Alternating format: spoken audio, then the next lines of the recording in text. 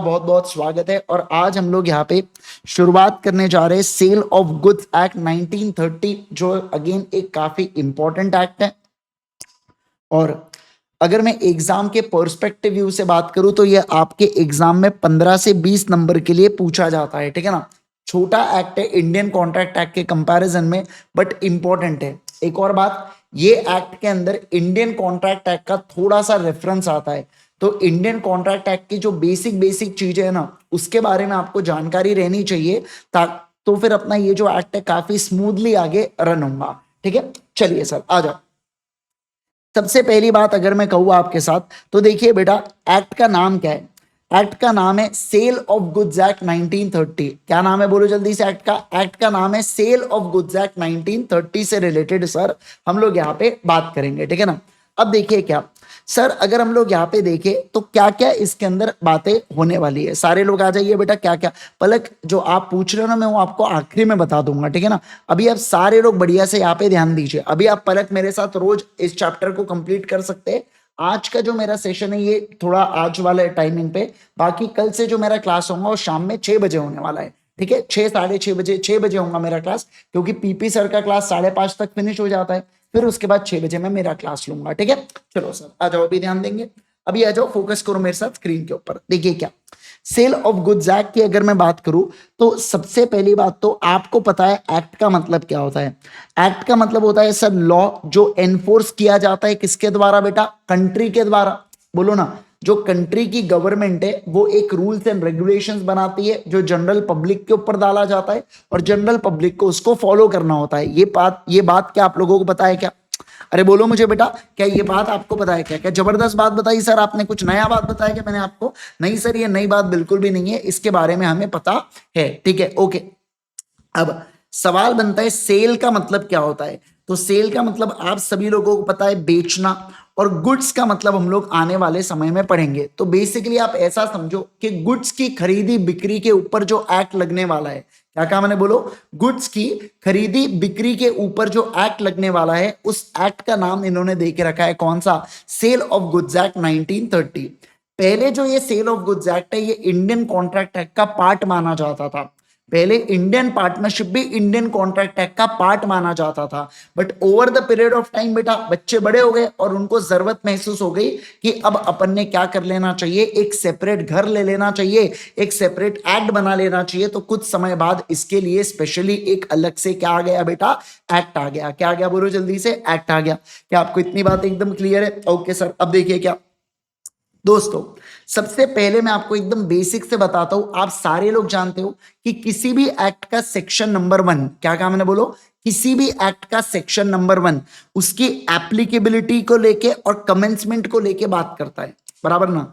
कि वो एक्ट कब से एप्लीकेबल होगा, वो एक्ट कब से कमेंस होगा, उससे रिलेटेड सेक्शन नंबर 1 बात करता है। तो सोगा का भी वही है बेटा। सोगा जो है ये एप्लीकेबिलिटी के अंदर आता है कि ये होल ऑफ इंडिया के ऊपर एप्लीकेबल है। इंडिया में इंडिया की जो जमीन है बेटा वो भी आती है, जमीन के ऊपर की हवा भी आती है बेटा। और इंडिया के कोने से समुद्री तट से 12 नॉटिकल माइल्स यानी कि 19.6 किलोमीटर तक जितना पानी होता है ना, वो भी इंडिया के सरफेस में माना जाता है, वो भी इंडिया का पार्ट माना जाता है। हमारे जो मछुआरे होते हैं वो ये 19.6 किलोमीटर तक बेटा मछली पकड़ने के लिए जा सकते हैं। उसके आगे गए और अगर किसी ने उनको पकड़ लिया तो हमारी देश की सेना कुछ नहीं कर सकती, क्योंकि वो इंटरनेशनल वाटर्स उसे कहते हैं, ठीक है, ओके सर। चलिए अगला। अब सर ये एक्ट आया कब था? ये एक्ट आया था 1 जुलाई 1930 को। 1 जुलाई 1930 को ये नया एक्ट बना दिया गया था, और जितने भी इससे रिलेटेड सेक्शंस थे इंडियन कॉन्ट्रैक्ट एक्ट के अंदर, उसको रिपील का मतलब होता है खत्म। क्या होता है, बोलो जल्दी से। रिपील का मतलब होता है खत्म। उसको खत्म कर दिया गया था इंडियन कॉन्ट्रैक्ट एक्ट के पार्ट को, ओके। तो इंडियन कॉन्ट्रैक्ट एक्ट के अंदर जितनी भी सोगा से रिलेटेड बात थी उसको वहां पे खत्म किया, और यहां पे 1931 जुलाई को सेपरेट एक्ट ला लिया गया। क्या कर लिया गया, बोलो। सेपरेट एक्ट ला लिया गया। क्या आपको इतना समझ में आया है ना? यस। तो अपन ने देखा कि सर सेक्शन नंबर 1 कहता है कि ये जो एक्ट हम लोग पढ़ने वाले जिसका नाम है सोगा यानी कि सेल ऑफ गुड्स एक्ट 1930, ये एप्लीकेबल होता है पूरे इंडिया के ऊपर।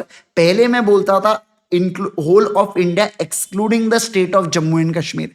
पर अब ऐसा नहीं है, क्योंकि अब आर्टिकल 370 रिवोक हो चुका है, तो इसलिए अब ये एप्लीकेबल होता है पूरे हिंदुस्तान के ऊपर, पूरे इंडिया के ऊपर इसकी एप्लीकेबिलिटी होती है। Got it? यस। चलिए, तो देखो, सेल ऑफ गुड्स एक्ट एक स्पेसिफिक फॉर्म ऑफ कॉन्ट्रैक्ट है जो गुड्स के सेल को लेके बात करता है बेटा, और इसको लॉ रेगुलेटेड इन इंडिया।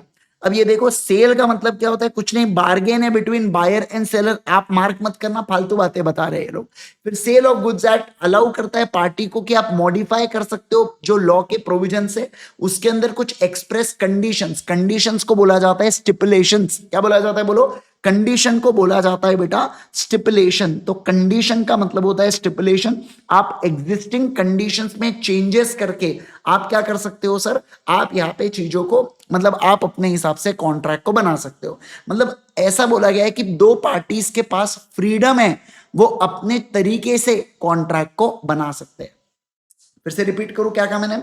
दो पार्टीज के पास फ्रीडम है कि वो अपने तरीके से कॉन्ट्रैक्ट को बना सकते हैं, पर कल चल के उनके कॉन्ट्रैक्ट में गड़बड़ हो गई तो एक लॉ तो होना चाहिए ना। तो उस लॉ को हम लोग अभी बना के रख रहे हैं, जिसका नाम है sale of goods act 1930। Okay, अब देखिए, अब sale of goods act define and amend law relating to sale of goods. और देखो क्या बोला गया, it extends to whole of India. क्या बोला? बोलो। It extends to whole of India. और ये कब एनफोर्स हुआ बेटा? 1 जुलाई 1930 को इंडिया में एनफोर्स हुआ।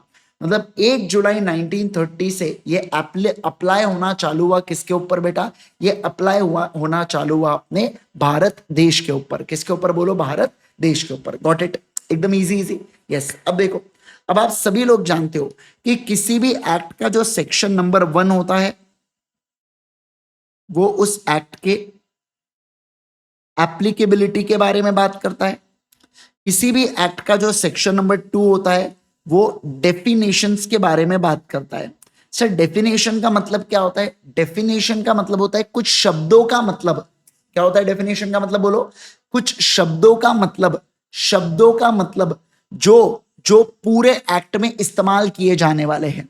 जैसे आपको याद है क्या, इंडियन कॉन्ट्रैक्ट एक्ट के अंदर आपने कॉन्ट्रैक्ट का मतलब शुरुआत में पढ़े थे। एग्रीमेंट क्या होता है ये आपने पढ़ा था। वॉइड कॉन्ट्रैक्ट क्या होता है, वैलिड कॉन्ट्रैक्ट क्या होता है, ये सब इंपॉर्टेंट की टर्म्स को आपने समझे थे। उसी प्रकार से इस पूरे एक्ट के अंदर हम जो इंपॉर्टेंट टर्म्स का इस्तेमाल करने वाले हैं, क्या कहा मैंने? बोलो। उसी प्रकार से इस पूरे एक्ट के अंदर हम जो इंपॉर्टेंट टर्म्स का इस्तेमाल करने वाले, उसके बारे में क्या कहा मैंने? बोलो। उसके बारे में बात करने वाला है सेक्शन नंबर 2। क्या कहा मैंने? बोलो। उसके बारे में बात करने वाला है सेक्शन नंबर 2। ओके, चलिए, अब सेक्शन नंबर 2 के अंदर जैसे देखो, बायर और सेलर की डेफिनेशन है कि बायर और सेलर का क्या मतलब होता है। फिर अगली डेफिनेशन जो आप पढ़ोगे गुड्स से रिलेटेड पढ़ोगे कि गुड्स का क्या मतलब होता है करके। आप समझ पा रहे हैं बात को? तो ये सारी चीजों को अपने को क्या करना है, अभी पढ़ना है। तो आज का जो अपना लेक्चर है ना, ये पूरा डेफिनेशन के अंदर ही जाने वाला है आज। और इनफैक्ट हो सकता है अपना जो अगला लेक्चर है ये भी थोड़ा बहुत है ना डेफिनेशन में चले जाए, है ना। तो यस, आज का और अपना जो अगला लेक्चर है ये डेफिनेटली डेफिनेशन के अंदर जाएगा। और फिर उसके बाद अपन एक्चुअल में सोगा को पढ़ना स्टार्ट करेंगे कि सोगा के अंदर क्या रूल्स है, क्या रेगुलेशंस है, उन सब बातों को पढ़ेंगे। सर, क्या ये डेफिनेशन एग्जाम के पर्सपेक्टिव व्यू से इंपॉर्टेंट है क्या? इंपॉर्टेंट है, बिल्कुल। इंस्टीट्यूट कई बार सिर्फ और सिर्फ डेफिनेशंस के ऊपर भी सवाल पूछती है। कौन सी डेफिनेशन इंपॉर्टेंट है ये मैं आपको मार्क करते हुए चलूंगा बेटा, ठीक है। चलिए सर, आ जाएंगे सारे लोग। देखो, पहला पहला मैं यहाँ पे बायर एंड सेलर के बारे में बात कर रहा हूं। तो देखो, बायर का मतलब क्या होता है आप समझो। हाँ, बायर का मतलब क्या होता है आप समझो। बायर का मतलब होता है ऐसा व्यक्ति, सुनिए ना मैं क्या कह रहा हूं। बायर का मतलब होता है ऐसा व्यक्ति, एक तो जो गुड्स को बाय कर लिया। क्या कर लिया? बोलो। बाय कर लिया मतलब मैंने गुड्स को खरीद लिया। जैसे मेरे पास 10 रुपए, मैंने 10 रुपए दिया और मैंने गुड्स को खरीद लिया। समझे क्या? तो बायर का मतलब होता है ऐसा व्यक्ति जिसने गुड्स को खरीद लिया, या ऐसा व्यक्ति जो क्या कर रहा है, 1 मिनट रुकना बेटा, 1 मिनट, मैं फुल स्क्रीन कर रहा हूं थोड़ा। हाँ, या ऐसा व्यक्ति बेटा जो क्या कर रहा है, जो एग्री कर रहा है कि मैं गुड्स को बाय कर लूंगा। एग्री कर रहा है कि गुड्स को वो बाय, है ना, गुड्स को है ना एग्री कर रहा है कि वो गुड्स को क्या कर लेगा बेटा, बाय कर लेगा। क्या कर लेगा बोलो, बाय कर लेगा। जैसे फॉर एग्जाम्पल मैंने 10 रुपए दिया, पार्ले जी का बिस्किट पैकेट लिया, मैंने गुड्स को खरीद लिया। मैं दुकानदार से कहता हूं आप मेरे लिए मिल्क बिकीज के बिस्किट बुला के रखना, एक क्रीम बिस्किट आते हैं ऐसे मिल्क बिकीज के, बुला के रखना, मैं उन गुड्स को खरीदूंगा। मतलब मैं क्या कर रहा हूं, एग्री कर रहा हूं कि मैं गुड्स को क्या करूंगा बेटा, मैं गुड्स को बाय करूंगा। क्या करूंगा बोलो, मैं गुड्स को बाय करूंगा। समझ पा रहे बात को? यस। तो इस दोनों केसेस के अंदर इस व्यक्ति को क्या बोला जाता है, बायर बोला जाता है। तो सेलर का मतलब क्या होता है सर? सेलर की भी दो चीजें, एक तो वो व्यक्ति जो गुड्स को एक्चुअल में सेल करता है, या दूसरा जो एग्री करता है कि वो क्या करेगा, विल सेल।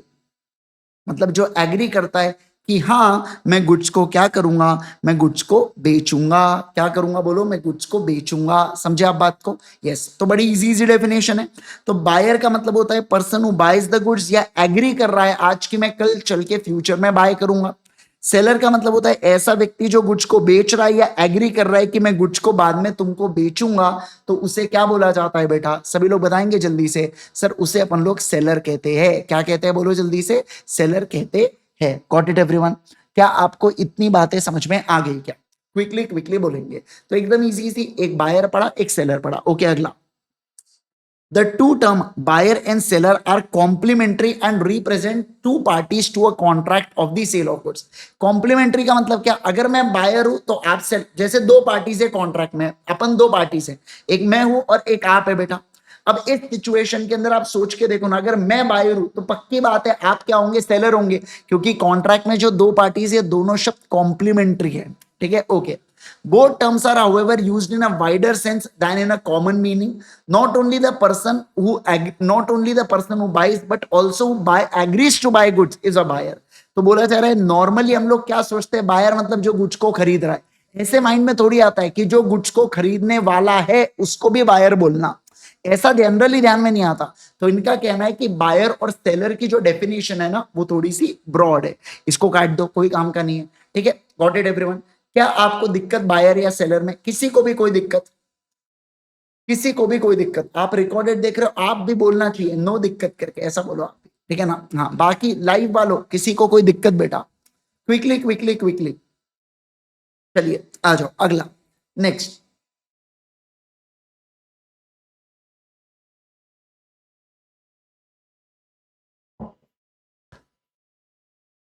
आ जाओ। नेगोशिएट का मतलब होता है सेल नहीं। नेगोशिएट जैसे, अरे यार मम्मी करती नहीं क्या नेगोशिएट प्राइस को लेके बेटा? सामने वाला बोल रहा है कि मैं 200 रुपए किलो दूंगा तुम्हें स्ट्रॉबेरी, मम्मी बोल रही है नहीं नहीं मैं तो 60 रुपए ही दूंगी करके इसके, या मान लो 150 रुपए ही दूंगी करके। आप समझ रहे हो बात को? तो इसे बोला जाता है नेगोशिएट करना। ठीक है, आओ चलिए नेक्स्ट। अब हम लोग बात करेंगे गुड्स को लेके।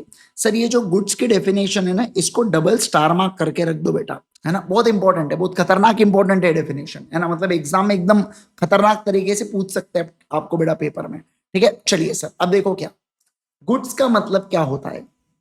तो सबसे पहली बात मैं आपको बता दूं, गुड्स का मतलब होता है, देखिए पहले तो आराम से इसको रीड करेंगे। क्या कह रहा है देखो, goods means every kind of movable property. पहला शब्द क्या बोला, गुड्स का मतलब होता है केवल और केवल, केवल और केवल क्या, मूवेबल प्रॉपर्टी को। देखो केवल और केवल क्या, मूवेबल प्रॉपर्टी को गुड्स बोला जाता है। ठीक है ना? गुड्स का मतलब होता है मूवेबल प्रॉपर्टी। मतलब सर मुझे एक बात बता, अगर कोई बिल्डिंग है बेटा, क्या ये गुड्स होने वाला है? क्या नहीं होने वाला है।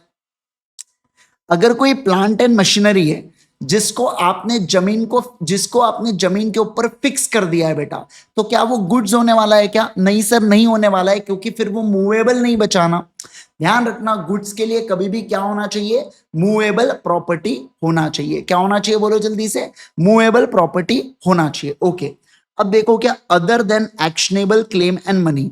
अब इन्होंने कहा कि ये जो एक्शनेबल क्लेम एंड मनी है ना, अब अदर देन मतलब इन्होंने इसको गुड्स में इंक्लूड नहीं किया कि एक्शनेबल क्लेम और मनी है ना, ये गुड्स का पार्ट नहीं होंगे, ये गुड्स नहीं हो सकते। सर मनी का मतलब क्या होता है, पैसा बेटा, है ना?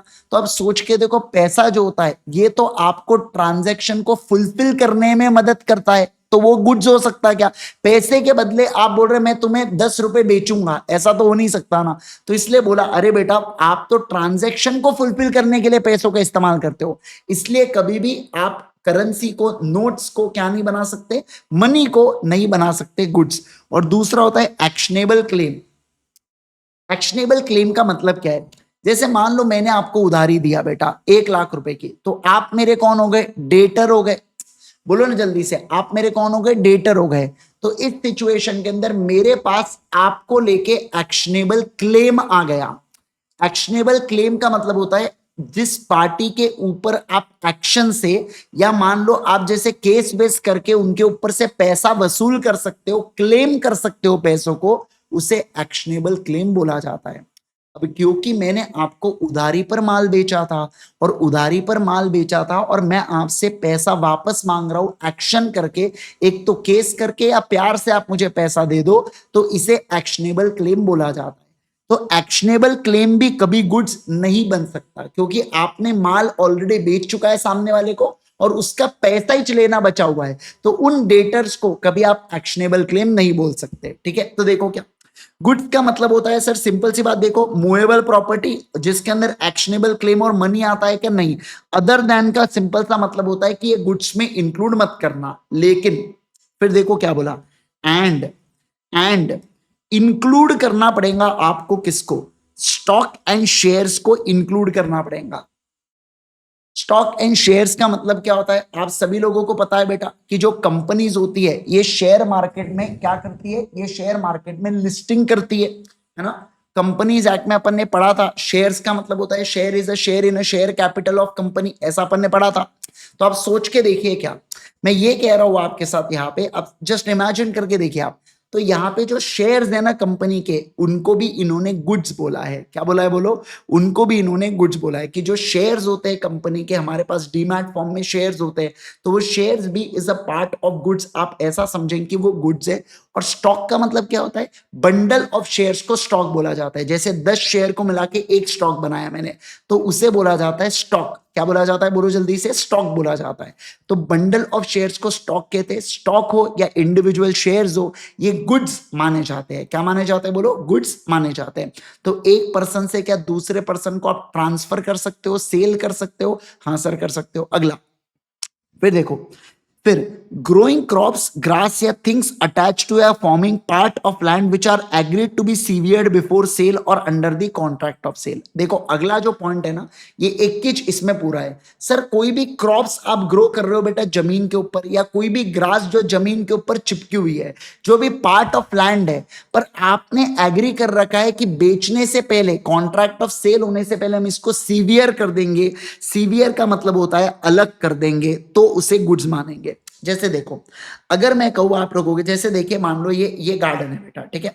अब एग्जाम्पल के लिए मैं आपको बोलता हूं, ये बाम्बू का पेड़ है, ये जो लकड़ा है ना, सागवान का लकड़ा है बेटा। किसका लकड़ा है? बोलो जल्दी से, सागवान का लकड़ा है बेटा, ठीक है। अब आप ध्यान देना मैं जो कह रहा हूं, अब सुनना अच्छे से, ठीक है। देखो अगर मैं आपको ये बोलूं कि मैं आपको ये खेत बेच रहा हूं बेटा झाड़ों के साथ, तो ये गुड्स नहीं होगा, क्योंकि ये इमूवेबल प्रॉपर्टी हो गई, समझना। क्योंकि ये भी जमीन पे चिपके हुए, ये पार्ट ऑफ इमूवेबल प्रॉपर्टी है, तो ये भी इमूवेबल प्रॉपर्टी माना जाता है। पर मैं आपको बोलूं कि मैं इन गुड्स को क्या करूंगा, इसको छाटूंगा, मतलब इसको काट दूंगा, अलग कर दूंगा, और उसका बंडल बना के, समझना, इसका बंडल बना के, मान लो इसके ऊपर कुछ फ्रूट्स उगे होंगे बेटा, तो फ्रूट्स और लकड़ा मैं दोनों आपको बेचूंगा सीवियर करके। सीवियर मतलब जमीन के ऊपर झाड़ लगे, झाड़ से अलग करके, जमीन से अलग करके मैं आपको बेचूंगा। तो ये दोनों जो पार्ट है ना, ये क्या बनेंगे बेटा? ये गुड्स बनेंगे। क्या बनेंगे? बोलो जल्दी से, ये गुड्स बनेंगे। समझे क्या बात को? मतलब देखिए सर, ऐसा क्रॉप, ग्रास या थिंग जो लैंड को अटैच है, बट आपने एग्री किया है कि आप इसको अलग करके दोगे बेचने से पहले, बेचने से पहले, तो हम उसे गुड्स कहते हैं। क्या? हाँ सर, हम उसे गुड्स कहते हैं। समझे आप बात को? क्या कहते हैं? बोलो जल्दी से, हम उसे गुड्स कहते हैं। क्या आपको बात समझ में आई? सारे लोग जल्दी जल्दी बोलो मुझे, क्या आपको ये बात समझ में आई? क्या? तो देखो गुड्स के अंदर क्या क्या आता है सर? गुड्स का मतलब मूवेबल प्रॉपर्टी जिसके अंदर दो चीजें नहीं आती। क्या क्या आता है? स्टॉक एंड शेयर्स आता है, ग्रास, क्रॉप्स या थिंग्स जो आपने ग्राउंड के साथ अटैच किया और एग्री किया है कि हम इसको सीवियर करके देंगे। सीवियर का मतलब होता है तोड़ के देंगे, अलग करके देंगे। जैसे आप देख रहे हो कि वुड को और फ्रूट्स को या वेजिटेबल्स को अलग करके दिया, तो ये होता है गुड्स का पार्ट। लेकिन अगर मैं जमीन के साथ आपको झाड़ और फ्रूट्स बेच दूं तो क्या वो गुड्स माने जाएंगे? क्या नहीं सर, क्योंकि फिर ये मूवेबल प्रॉपर्टी नहीं होंगी। क्या नहीं होंगी बोलो? ये मूवेबल प्रॉपर्टी नहीं होंगी। Got it, got it, got it, got it everyone? सभी लोग बताएंगे यस। अब देखो क्या, this is a wider definition contained in English law as it does not consider stock and shares as goods but though it includes ship। इनका कहना है कि इंग्लिश डेफिनेशन के अनुसार काफी हटके हमारी सोगा की डेफिनेशन। और हटके क्यों है? क्योंकि हमने स्टॉक और शेयर्स को इंक्लूड किया है करके। अब देखो फिर ये लोग बता रहे हैं आपको कि एक्शनेबल क्लेम का मतलब क्या होता है। तो एक्शनेबल क्लेम का मतलब होता है ऐसे क्लेम्स बेटा जो एक्शन से या सूट, सूट का मतलब होता है केस करना, जो केस करके वसूले जा सकते हैं। मान लो कोई डेटर मेरे को पैसा नहीं दे रहा है, मैं उसके ऊपर केस कर दूंगा और पैसे को रिकवर कर लूंगा। तो डेटर के पास जो मेरा पैसा पड़ा है उसे एक्शनेबल क्लेम बोला जाता है। ठीक है, ओके। फिर a debt is not a movable property और गुड्स, इसलिए एक्शनेबल क्लेम को गुड्स का पार्ट नहीं बोला जाता। ओके, अगला, even the fixed deposit receipt are considered as goods under section 176 of sale of goods act. 176 में आपको याद है क्या बेटा? याद है वो बेलमेंट और कुछ कुछ किसी किसी चीजों के बारे में बात किया था मैंने। अब फिक्स डिपॉजिट रिसीट का मतलब क्या है सुन लो। देखो ये बैंक है, ये मैं हूं, मेरे पास पैसा है, मैंने बैंक को पैसा दिया एफडी में डिपॉजिट करके और बैंक ने मुझे एफडीआर दिया। ठीक है, जैसे मैंने बैंक को 1 लाख रुपए दिया, बैंक मुझे इफ एफडीआर के बदले कहती है मैं तुम्हें 1.20 लाख रुपीस दूंगी 5 साल के बाद। पर अब क्या होता है, मुझे 1 साल के बाद पैसों की जरूरत पड़ गई, तो मैं क्या करूंगा, इस एफडीआर को मैं मान लो किसी पर्सन को सेल करता हूं। तो ये जो पर्सन खरीदेगा एफडीआर को, आप लॉजिकल सोच के देखो, क्या वो उसके लिए मुझे 1.20 लाख रुपीस देगा? क्या नहीं। क्यों? क्योंकि बैंक से इसको 1.20 लाख रुपीस मिलेंगे 4 साल बाद, है ना। सर आपने तो 5 बोला था बेटा, पर 1 साल तो इस पर्सन ने रख लिया ना। पर ये क्या इसको 1 लाख में बेचेगा क्या? वो भी नहीं बेटा, क्योंकि 1 लाख तो मैंने बैंक को डिपॉजिट किया था, मुझे 5 साल में 20,000 मिलने वाले थे, अभी 1 साल हो चुका है। तो मैं क्या कहता हूं, मैं कहता हूं मैं तुम्हें ये एफडीआर 1,04,000 रुपए में दूंगा। ठीक है, तुम इसको 4 साल होल्ड करके रखना, तुमको बैंक से 1.20 लाख रुपए गारंटीड रिटर्न्स मिलेंगे। तो ये जो एफडीआर है बेटा, एफडीआर मतलब एक ऐसा सर्टिफिकेट होता है जो बैंक के द्वारा दिया जाता है कि हाँ इस बंदे का इतना पैसा हमारे पास है और इतना समय होने के बाद इतना पैसा उसको मिलने वाला है करके। बराबर है क्या? यस। तो उस एफडीआर को मैं चाहूं तो क्या बेच सकता हूं? क्या बिल्कुल बेच सकता हूं। इसलिए एफडीआर को गुड्स बोला जाता है। क्या बोला जाता है बोलो? एफडीआर को गुड्स बोला जाता है। क्या बोला जाता है बोलो? गुड्स बोला जाता है। समझ पा रहे हैं आप बात को? आप मैथ्स में पढ़ते होंगे ना, ऐसा डिस्काउंटिंग फैक्टर, पीवी फैक्टर, ऐसा कुछ कुछ पढ़े होंगे आपने। बस उसी के बेसिस पर मैं क्या करता हूं बेटा, अब मैंने यहां पे बहुत ही जनरल कैलकुलेशन कर दिया कि 20,000 मिल रहा है 5 सालों में, तो 4,000 रुपए 1 साल का। बाकी मैथ्स में आपने पढ़ा होगा कि एग्जैक्ट इंटरेस्ट कितना आने वाला है करके, या आप मैथ्स में पढ़ते हो अगर कंपाउंडिंग वंपाउंडिंग वो सारी चीजें। ठीक है, चलो बट अब चलो अपन तो कॉन्सेप्ट को समझ रहे हैं, इसलिए अपन इजी एग्जांपल लेते हैं। ठीक है, ओके। क्या आपको ये बात समझ में आई?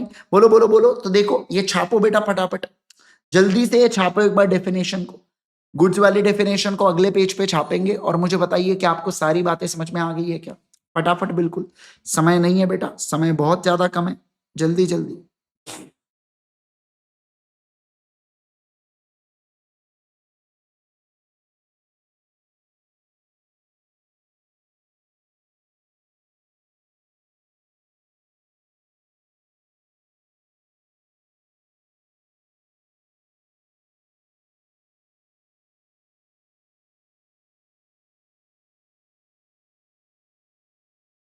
होने के बाद डन लिखना।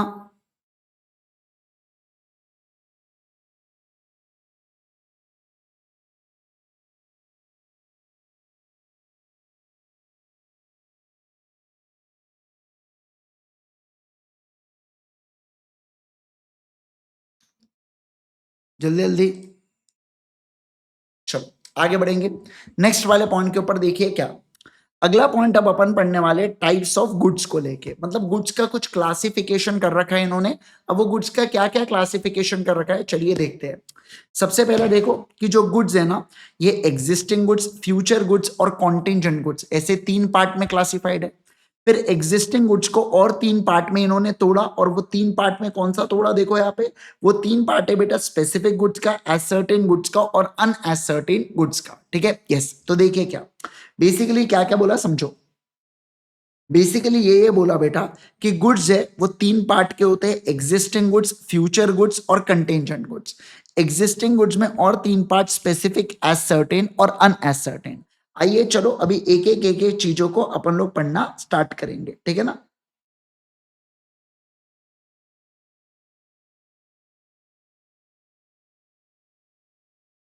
चलिए आइए एक एक चीजों को देखना चालू करेंगे भी। देखो सबसे पहले मैं बात कर लेता हूं एग्जिस्टिंग गुड्स के बारे में। किसके बारे में बोलो, एग्जिस्टिंग गुड्स के बारे में। ये आपका पहला पॉइंट रहेगा। फिर दूसरा आप करेंगे फ्यूचर गुड्स और तीसरा आप करेंगे कंटेंजेंट गुड्स के बारे में। ओके सर, देखिए पहला एग्जिस्टिंग गुड्स का मतलब क्या होता है। एग्जिस्टिंग गुड्स का सिंपल सा अर्थ ये होता है बेटा, ऐसा गुड्स जो एग्जिस्ट कर रहा है जिस समय कॉन्ट्रैक्ट ऑफ सेल बन रहा है। कॉन्ट्रैक्ट ऑफ सेल किसके बीच में बनेगा, बायर और सेलर के बीच में। तो बायर और सेलर के बीच में जिस समय कॉन्ट्रैक्ट ऑफ सेल बन रहा है, जिस समय कॉन्ट्रैक्ट ऑफ सेल बन रहा है, उस समय अगर गुड्स मेरे पास मौजूद है तो मैं उसे एग्जिस्टिंग गुड्स कहता हूं। मैं आपको उदाहरण देता हूं, जैसे देखो अभी क्या कहा मैंने, देखो अभी मेरे पास ये फोन मौजूद है, मेरे पास ये वाला फोन मौजूद है, मेरे पास ये कैलकुलेटर मौजूद है, मेरे पास ये मिट्टी का ग्लास मौजूद है।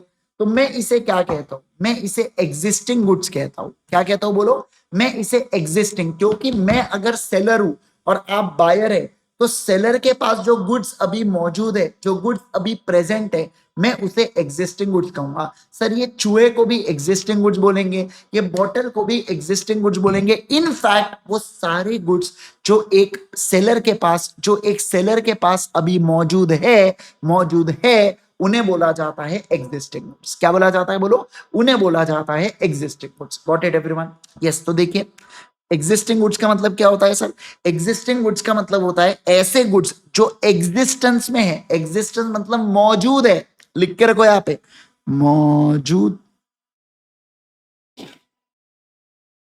मौजूद, जो मौजूद है किस समय, जिस समय कॉन्ट्रैक्ट ऑफ सेल बन रहा है, किसके बीच में, सेलर और बायर के बीच में। तो सेलर और बायर जो गुड्स को ओन करते हैं, पजेस करते हैं, या उनके पास मौजूद है वो गुड्स जिस समय कॉन्ट्रैक्ट बन रहा है, तो उसे बोला जाता है एग्जिस्टिंग गुड्स। ठीक है, अब इसके तीन क्लासिफिकेशन है।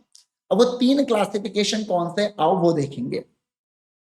पहला है बेटा स्पेसिफिक गुड्स, दूसरा है एसर्टेन गुड्स, और तीसरा क्या है, अनएसर्टेन गुड्स। तीसरा क्या है बोलो जल्दी से, अनएसर्टेन गुड्स। ठीक है ना। तो ये तीन क्लासिफिकेशंस के बारे में अपने को क्या करना है, ये तीन क्लासिफिकेशंस के बारे में अपने को पढ़ना है। स्पेसिफिक गुड्स किसके बारे में पढ़ेंगे बोलो, स्पेसिफिक गुड्स। ठीक है, अब देखो सर आप सारे लोग है ना, आप समझो बेटा, मैं आपकी बात कर रहा हूं, आप जो वीडियो को देख रहे हैं मैं तुम्हारी बात करो, तुम भी सफेद चश्मा सफेद टी शर्ट, तुम भी है ना, काला चश्मा सफेद टी शर्ट तुम। देखो ध्यान दो, आप जब मेरे दुकान पर आते हो, आप मुझे कहते हो आईजी सर फोन दिखाओ, मैंने आपको बहुत सारे फोन दिखाए। आप कहते हो आईजी सर ये जो व्हाइट वाला फोन है ना, जिसके पीछे या आधा सेब पड़ा हुआ है, कोई सेब का टुकड़ा खा लिया करके, वो जो आधा कटा एप्पल है ना, एक काम करो, मुझे क्या चाहिए, मुझे वो वाले फोन को खरीदना है। मतलब क्या, जिस समय हमारा कॉन्ट्रैक्ट ऑफ सेल बन रहा है, अगर बायर और सेलर डिसाइड कर लेता है कि कौन सा गुड्स, समझ रहे हैं क्या, कौन सा गुड्स मेरे को आपको बेचना है, मतलब ये जो गुड्स है ना, इसको सर हम लोग आइडेंटिफाई कर लेते हैं उस समय जिस समय कॉन्ट्रैक्ट ऑफ सेल बन रहा है। आपके तेरे मेरे बीच में क्या है, कॉन्ट्रैक्ट ऑफ सेल। तो कॉन्ट्रैक्ट ऑफ सेल जब बन रहा है ना, उस समय हम लोग गुड्स को आइडेंटिफाई कर ले कि यही वाला गुड्स होना, क्या होना बोला, यही वाला गुड्स होना, तो उसे बोला जाता है स्पेसिफिक गुड्स। जैसे आप दुकान पे आए बेटा, मान लो मेरी जो दुकान है ना, मैं बिस्किट शॉप ओनर हूं, तो आप कहते हो मुझे क्या चाहिए, आप मुझे न्यूट्री क्रंच बिस्किट चाहिए, क्या चाहिए बोलो, आप कहते मेरे को ये जो सामने रखा न्यूट्री क्रंच बिस्किट है ना यही चाहिए, तो मैं और आप डिसाइड कर लेते कि ये वाला पैकेट मैं आपको बेचूंगा, तो आप ये वाला पैकेट एक्सेप्ट नहीं करेंगे, ये भी नहीं करेंगे, ये भी नहीं, क्योंकि आपका और मेरा डिसाइड हो गया है कि मैं आपको यही वाला पैकेट बेचूंगा या यही वाला कैलकुलेटर बेचूंगा, तो इसे स्पेसिफिक गुड्स कहते हैं, जो कॉन्ट्रैक्ट बनते वक्त ही आइडेंटिफाई कर लिए जाते हैं। तो देखो specific goods means the goods that are identify और एग्री कब करते हैं बेटा, at the time of contract of sale. जिस समय कॉन्ट्रैक्ट ऑफ सेल बन रहा है ना, क्या कहा राजा बोलो, जिस समय कॉन्ट्रैक्ट ऑफ सेल बन रहा है ना उस समय हम लोग आइडेंटिफाई कर लेते हैं कि यही वाला मुझे गुड्स बेचोगे करके, ठीक है। जैसे आप आते हो कहते हो मुझे कि यही वाला ब्लैक कलर का मुझे क्या चाहिए, माइक चाहिए, तो इसे भी क्या कहूंगा मैं, आइडेंटिफाइड स्पेसिफिक गुड्स कहूंगा। क्या कहूंगा बोलो, स्पेसिफिक गुड्स। जैसे एग्जांपल पढ़ो, any specified and finally decided goods like Samsung Galaxy S7 Edge, Whirlpool washing machine of 5 kg etc. ये सब specific goods है। अगला example 2, A had a 5 cars of different models. He agreed to sell his Fiat car to B and B agreed to purchase the same car.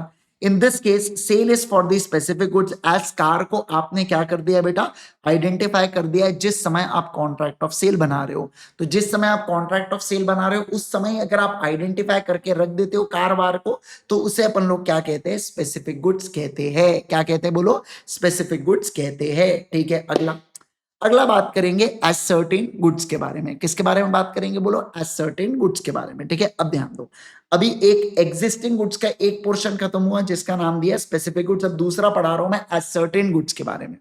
Sir देखो as certain goods में क्या होता है, पहले आपका contract बनता है, बाद में आप गुड्स को आइडेंटिफाई करते हो। जैसे आप आए मेरे पास, आपने कहा भैया जी एक काम करो, मुझे 5 टॉप पार्ले जी टॉप के बिस्किट पैकेट चाहिए, आप निकाल के रखो, मैं 1 घंटे में मार्केट से आ रहा हूं करके, ठीक है। अब मेरा है ना पूरा गोडाउन बेटा भरा पड़ा है पार्ले जी के टॉप के बिस्किट पैकेट से, जो टॉप नाम का उसका जो ब्रांड चलता है बेटा बिस्किट का, उसके बारे में आप पार्ले जी समझो, कुछ भी समझो, है ना, यस। तो मैं क्या करता हूं, इतने भरे स्टॉक में से, इतने भरे स्टॉक में से जब 1 2 3 4 5, इन पांचों को मैं क्या करता हूं, अलग करता हूं। क्या करता हूं, अलग करता हूं। देखो 1 2 3 4 5, इनको अलग किया, भरे स्टॉक में से मैंने 5 पैकेट को अलग किया, फिर से भरे स्टॉक में से मैंने 5 पैकेट को अलग किया, तो इसको मैं क्या नाम देता हूं, इसे मैं एज सर्टेन गुड्स का नाम देता हूं। क्या नाम देता हूं बोलो, एज सर्टेन गुड्स का नाम देता हूं। क्या नाम देता हूं बोलो, एज सर्टेन गुड्स का नाम देता हूं। समझे क्या, क्या आपको ये बात समझ में आ गई क्या, मुझे एक बार क्विकली बता देंगे सभी लोग, फटाफट जल्दी से मुझे ज्ञान बताइए, क्या आपको ये ज्ञान समझ में आ गया क्या। तो देखो जिस अगर कॉन्ट्रैक्ट बनाते वक्त ही मैंने गुड्स को आइडेंटिफाई कर लिया स्पेसिफिक, सर कॉन्ट्रैक्ट बन गया, फिर कॉन्ट्रैक्ट बनने के बाद में गुड्स को अलग कर रहा हूं उस कॉन्ट्रैक्ट के लिए, उसे एसर्टेन कहते हैं। और जब तक गुड्स इस ढेर में पड़े हुए हैं बेटा, मैंने उसको अलग नहीं किया, तब तक उसे बोला जाता है अनएसर्टेन गुड्स। क्या बोला जाता है, अनएसर्टेन गुड्स। मतलब मैं ऐसा बोल सकता हूं क्या, सर ढेर में पड़ा हुआ है तो अनएसर्टेन है, उसमें से 5 पैकेट को अलग कर दिया तो एसर्टेन है, और स्पेसिफिक में तो आप कॉन्ट्रैक्ट बनते वक्त ही डिसाइड कर लेते हो कि यही वाला गुड्स मुझे चाहिए, तो वो आप शुरुआत में डिसाइड कर लेते हो। क्या कर लेते हो बोलो, शुरुआत में डिसाइड आप कर लेते हो। गॉट इट एवरीवन, क्या सभी लोगों को ये पूरी पूरी बातें समझ में आ गई क्या, किसी को कोई दिक्कत, किसी को कोई प्रॉब्लम, किसी को कोई भी परेशानी, बोलो बोलो बोलो, नो नो नो नो। चलिए सर आ जाओ, देखिए ascertain goods, ascertain goods are those which are identified in accordance with the agreement. अब शब्द के ऊपर ध्यान दो, after the contract of sale is made. मतलब क्या हुआ कि पहले आप लोगों ने क्या बनाया राजा, पहले आपने कॉन्ट्रैक्ट बनाया, और दूसरा फिर आपने क्या किया, गुड्स को अलग किया। क्या किया बोलो, गुड्स को अलग किया। तो ये जो गुड्स को आपने अलग किया इसे ही बोला जाता है ascertain goods. The term is not defined in the act, but इसको जुडिशियली इंटरप्रेट किया गया है। ये एक्चुअल प्रैक्टिस है टर्म का, ascertain goods is used in same sense as a specific goods. Generally तो एज सर्टेन गुड्स और specific goods को एक ही माना जाता है, ऐसा ये लोग बोल रहे हैं, ठीक है। अब देखो, when when from a lot or out of a large quantity of unascertain goods the number of quality contracted for is identified, such identified goods are known as ascertain goods. जब आप क्या करते हो, एक लॉट में से या large quantity में से कुछ गुड्स को अलग करते हो, क्या करते हो, कुछ गुड्स को अलग करते हो कॉन्ट्रैक्ट के लिए, तो उसे ascertain goods कहा जाता है। उसे क्या कहा जाता है, बोलो, ascertain goods कहा जाता है। ओके, अगला फिर सर फिर बात करेंगे अनएसर्टेन गुड्स के बारे में।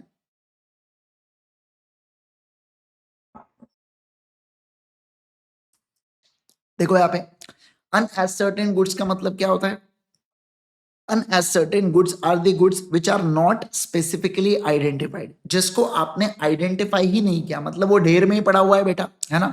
और ascertain eight the time of making contract, मतलब क्या, कि जिसको वो ढेर में ही पड़ा हुआ है, अभी तक आपने उसको अलग ही नहीं किया, मतलब दे आर इंडिकेटेड और डिफाइंड ओनली बाय सेल या सैंपल। जैसे मैं कह रहा हूं कि मुझे पार्ले के टॉप बिस्किट चाहिए, तो मैं कह रहा हूं देखो मेरे पास इतनी टप्पी पड़ी है पार्ले के टॉप बिस्किट की, तो उसे क्या बोला जाता है, वो अनएसर्टेन गुड्स बोले जाते हैं। क्या बोले जाते हैं, बोलो, अनएसर्टेन गुड्स बोले जाते हैं। Got it everyone. अगला फ्यूचर गुड्स। फ्यूचर गुड्स का मतलब क्या होता है, फ्यूचर गुड्स का मतलब होता है जो बाद में मैन्युफैक्चर या प्रोड्यूस या एक्वायर किए जाएंगे after the contract of sale is made.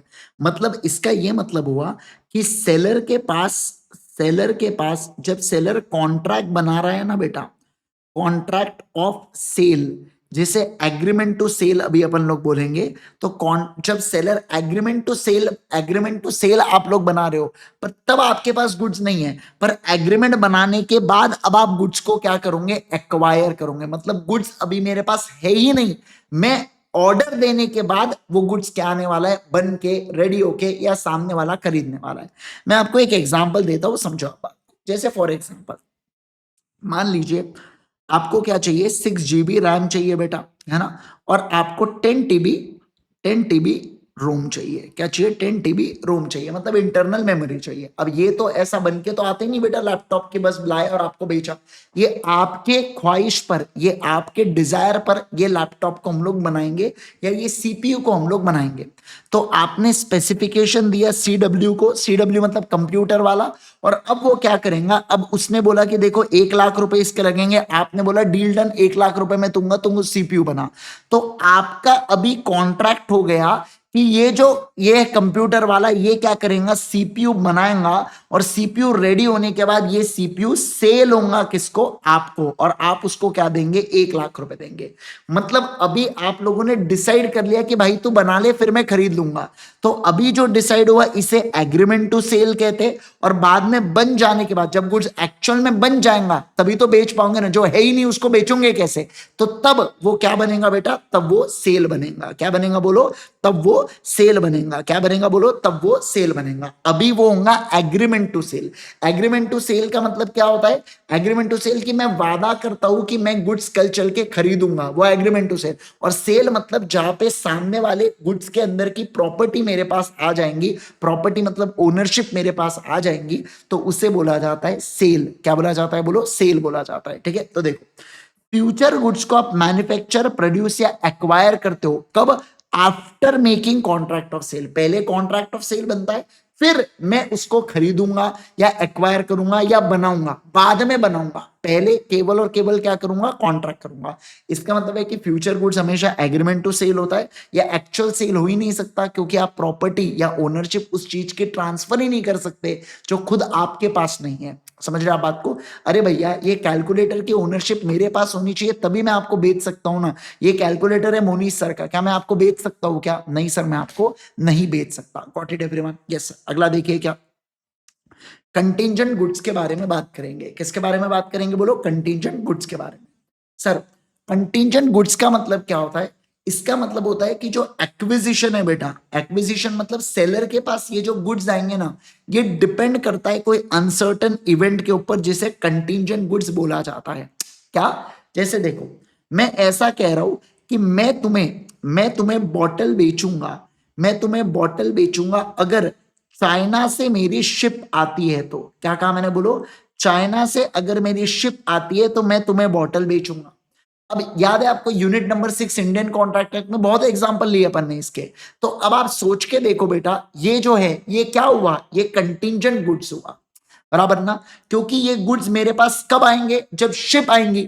तो गुड्स का एक्विजिशन डिपेंड करता है अनसर्टन इवेंट के ऊपर। किसके ऊपर बोलो, अनसर्टन इवेंट के ऊपर। किसके ऊपर बोलो, अनसर्टन इवेंट के ऊपर डिपेंड करता है। समझे क्या? सारे लोग जल्दी से बोलो, क्या बात समझ में आ गई क्या बेटा, है ना?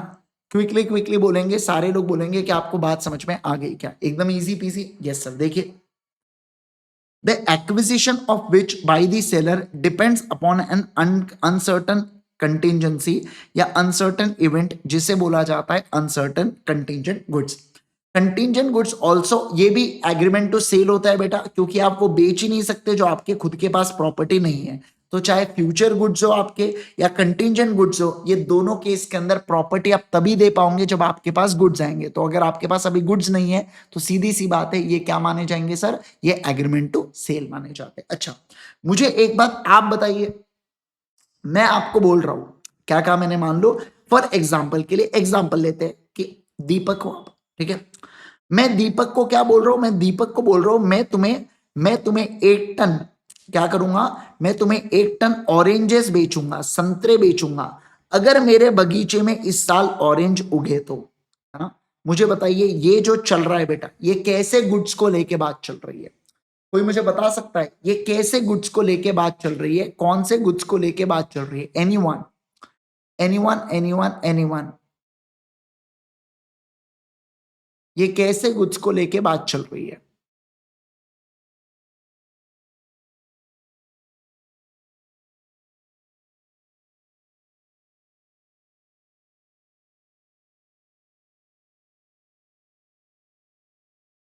सही कह रहे हो आप लोग, कंटिंजेंट गुड्स। किसको लेके बोलो बेटा, कंटिंजेंट गुड्स को लेके। बिल्कुल सही कह रहे हैं आप, कंटिंजेंट गुड्स को लेके यहाँ पे बातचीत चल रही है क्या? Yes sir. चलिए आ जाओ, डन है। चलो फटाफट देख लो एक बार, फटाफट फटाफट एक बार आप लोग गो थ्रू करो, जल्दी से गो थ्रू करो बेटा, 1 मिनट के अंदर।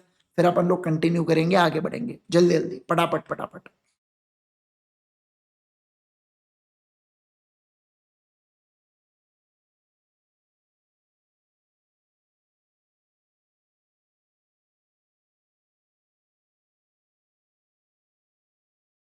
जल्दी से सारी चीजें गो थ्रू करो, फिर मैं आपको नया वाला पॉइंट पढ़ाने वाला हूं।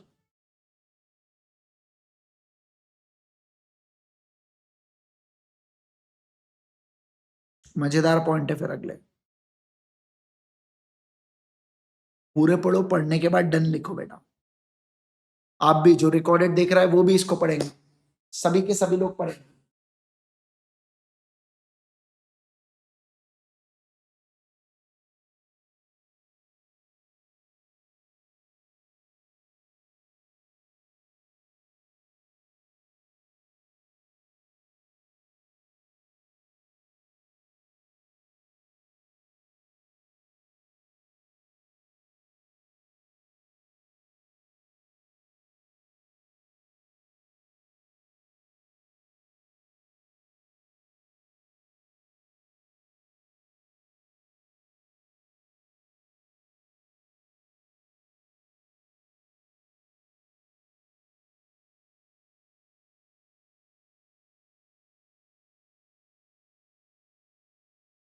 हाँ,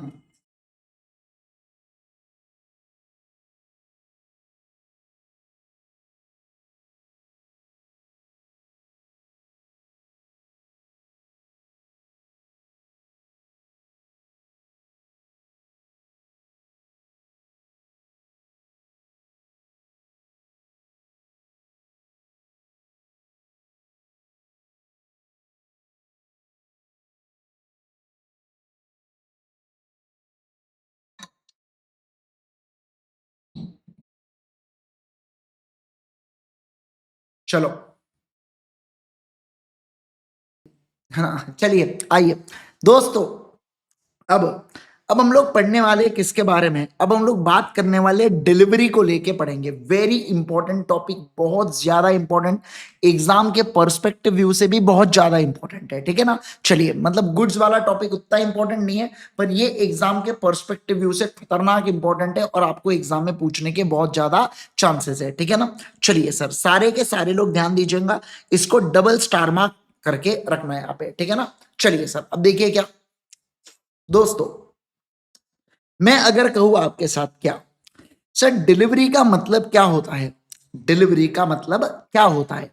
तो डिलीवरी का मतलब होता है कुछ नहीं, पोजेशन का ट्रांसफर करना।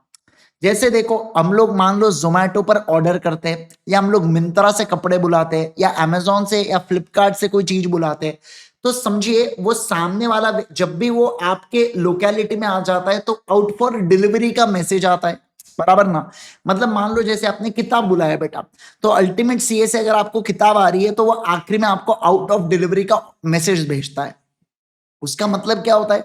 उसका ये मतलब होता है कि आपकी जो किताब है अब हम आपको देने वाले, मतलब क्या, कि जब ये किताब, मान लो एग्जाम्पल के लिए ये किताब है, ये किताब जैसे ही वो डिलीवरी वाले पर्सन ने आपको दिया, तो आप क्या बोलोगे? डिलीवरी हो गई। मतलब जो किताब का पोजेशन था वो पहले उस डिलीवरी बॉय के पास था, जैसे ही वो आपके पास आया आप बोलेंगे डिलीवरी हो गई।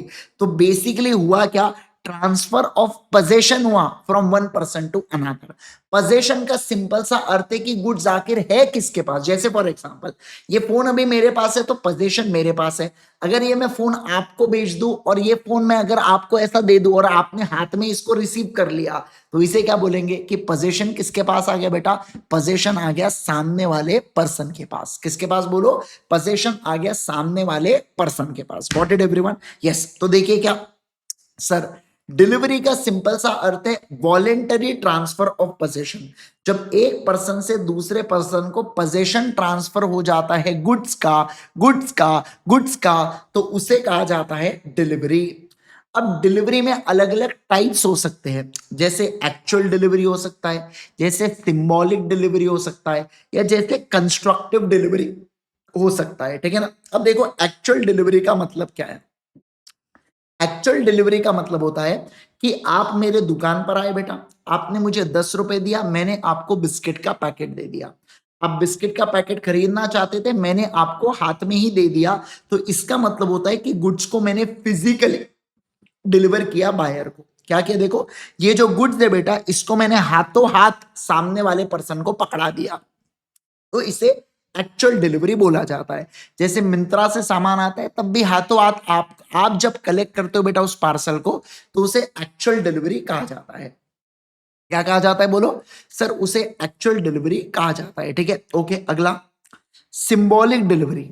अब आप सोच के देखो बेटा, मान लो आपने कार खरीदने गए, तो कार खरीदने गए तो ऐसा होता है कि मान लीजिए मैंने टोयोटा से कार खरीदा, तो टोयोटा के 20 एम्प्लॉयज आए, उन्होंने कार उठाई और आपको बोले आप हाथ सामने करो, हम आपके हाथ में कार रख देते करके। ऐसा होता क्या? नहीं। वो आपको क्या देंगे? वो आपको कार की चाबी हैंड ओवर करेंगे। आपको फोटो खिंचवाने के लिए वो बड़ा सा कटआउट लाएंगे चाबी का बेटा, वो ऐसा हाथ में दिखाएंगे ताकि आप फोटो वोटो की कार की आप डिलीवरी ले रहे हो करके। समझ रहे? मतलब कोई ना कोई सिंबल की मदद से गुड्स की डिलीवरी की जा रही है कि मैं आपको कार दे रहा हूं। ये कैसे दूंगा? जब मैं आपको चाबी दे रहा हूं। तो जैसे फ्लैट की भी बिक्री होती है तो कभी भी फ्लैट की चाबी हैंडओवर की जाती है पोजेशन देने के लिए फ्लैट का। हालांकि फ्लैट एक इमूवेबल प्रॉपर्टी, वो सोगा के अंदर नहीं आता, बट डिलीवरी का मैं एग्जांपल ले रहा हूं। तो आपको फ्लैट की चाबी, ऐसा थोड़ी बोलेंगे थर्ड फ्लोर का फ्लैट है तो एक काम कर, चौथे से काट और दूसरे से काट, इसको अलग करके दे देते करके, ऐसा नहीं होता ना बेटा। तो सिंबॉलिक डिलीवरी मतलब जब किसी सिंबल की मदद से आप डिलीवर करते हो तो उसे बोला जाता है सिंबॉलिक डिलीवरी। क्या बोला जाता है बोलो? Symbolic delivery. Got it everyone? Yes. देखो, when there is a delivery of a thing in a token of transfer something, मतलब क्या? जब आप कोई चीज को डिलीवर करते हो टोकन के माध्यम से, कोई टोकन या किसी दूसरे फॉर्म के माध्यम से, तो उसे सिंबॉलिक डिलीवरी कहते हैं। That is delivery of goods in course of transit may be by handling over documents of title like bill of lading, railway receipt या डिलीवरी ऑर्डर या key of a warehouse is handed over of the goods to the buyer. मतलब simple सी बात है, अलग अलग तरीके हैं जिससे सिंबॉलिक डिलीवरी की जा सकती है। जैसे बिल ऑफ लीडिंग या रेलवे रिसीट। सर, ये सब चीजें क्या है? ये मैं अभी आपको यहाँ पे पढ़ाऊंगा डॉक्यूमेंट ऑफ टाइटल के अंदर बेटा। ठीक है ना? तो ये सारे कुछ ऐसे डॉक्यूमेंट्स है जिसकी मदद से आप क्या कर पाएंगे? आप डिलीवरी कर पाएंगे। क्या कर पाएंगे बोलो? डिलीवरी, यानी कि सर गुड्स के पोजेशन को ट्रांसफर कर पाएंगे एक पर्सन से दूसरे पर्सन को। मैं ओनरशिप के बारे में बात नहीं कर रहा हूं, मैं डिलीवरी के बारे में बात कर रहा हूं। ओनरशिप तो दो पार्टीज आपस में डिसाइड करती है कब ट्रांसफर करना। ध्यान रखो, ओनरशिप और पोजेशन दोनों अलग है। जैसे फॉर एग्जांपल मान लो अगर ये फोन एमबी सर का है तो मैं बोलूंगा एमबी सर इसके ओनर है, बट पोजीशन किसके पास है? आईजी सर के पास है। समझे आप बात को? ओनरशिप का मतलब होता है गुड्स के ऊपर का कंट्रोल, तो गुड्स के ऊपर का कंट्रोल किसके पास है? एमवी सर के पास। बट ये गुड्स अभी किसके पास रखे हुए हैं? आईजी सर के पास। समझे आप बात को? तो पोजीशन का मतलब होता है गुड्स किसके पास रखे हुए हैं, ओनरशिप मतलब किसका गुड्स के ऊपर कंट्रोल है। Got it? ओके। अगला कंस्ट्रक्टिव डिलीवरी, किसके बारे में बात करेंगे? बोलो कंस्ट्रक्टिव डिलीवरी। देखो बेटा मैं एक फार्मर हूं, आईजी सर ये मैं हूं, मैं एक फार्मर हूं बेटा, और मैंने आलू उगाया है। क्या उगाया? बोलो आलू उगाया है।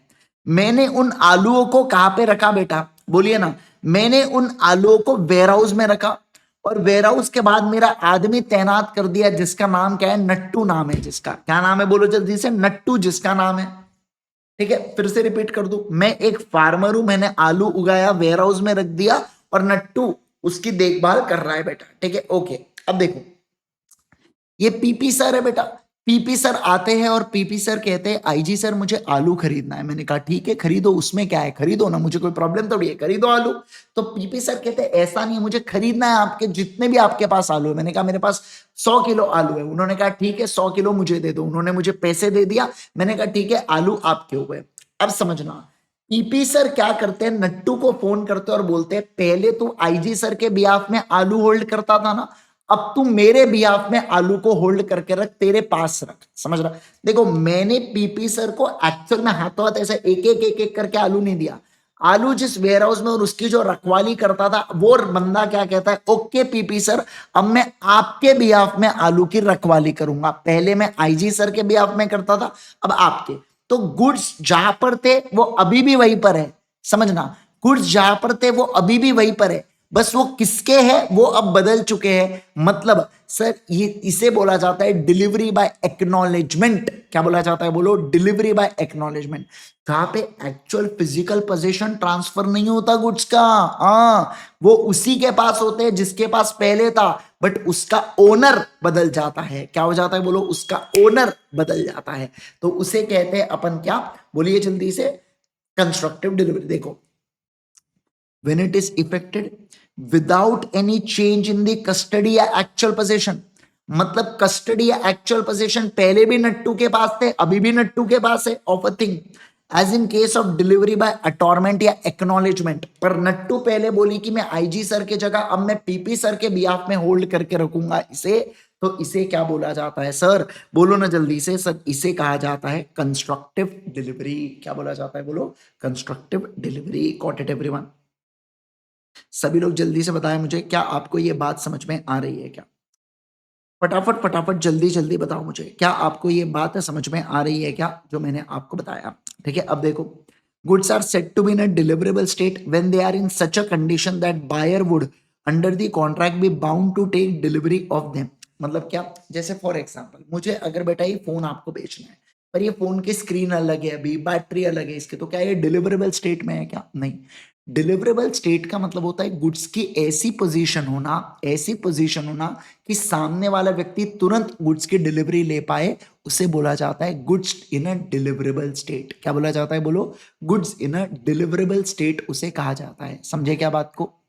जल्दी से बोलो मुझे, क्या आपको ये बात समझ में आ रही है? क्या फटाफट बताएंगे? Yes, got it everyone? Got it got it got it everyone? Yes, ठीक है। चलो चलो चलो चलो, ठीक है। तो आज के लिए आज का ये जो अपना पहला सेशन है इसको अपन यही रोकेंगे। कल अपन इसके आगे के चीजों से कंटिन्यू करेंगे। एक बार आप याद से सारे टॉपिक्स जो मैंने आपको पढ़ाया पूरे टॉपिक्स को एक बार रिवाइज करके आना बेटा, है ना। फिर उसके बाद अपन क्या करेंगे, फिर उसके बाद अपन आगे बढ़ेंगे अगले वाले टॉपिक से अपने। ठीक है, चलिए। तो अभी के लिए करेंगे केवल और केवल इतना। मिलता हूं मैं आपके साथ अगले सेशन के अंदर। Bye bye everyone, take care everyone. ठीक है, यस, चलो सी यू ऑल।